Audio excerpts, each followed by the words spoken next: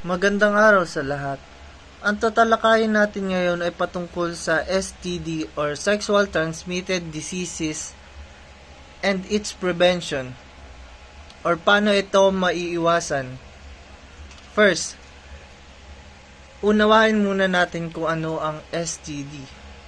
So, STD are infection transmitted through sexual contact including vaginal, anal, or oral sex. Common STD includes chlamydia, gonorrhea, syphilis, herpes, human papillomavirus or HPV, hepatitis B, and HIV or AIDS.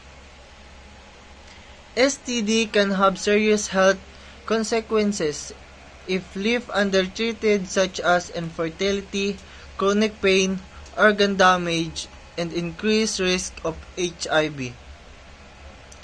Prevention and strategies are practice safe sex, consistently and correctly use condoms or dental dams during sexual activities to reduce the risk of STD transmission.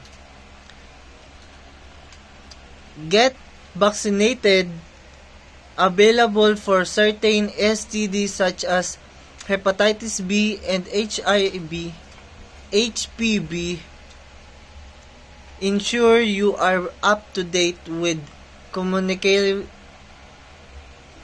recommended vaccination. Regular testing. Undergo regular STD testing including comprehensive screening for common infection. Early detection allows to timely treatment and prevent further transmission. And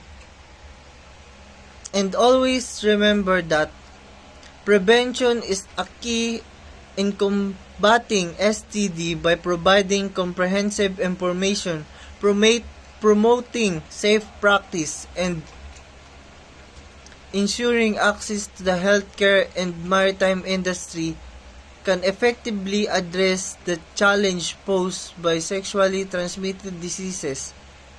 And those are the things that we do to prevent STDs infection.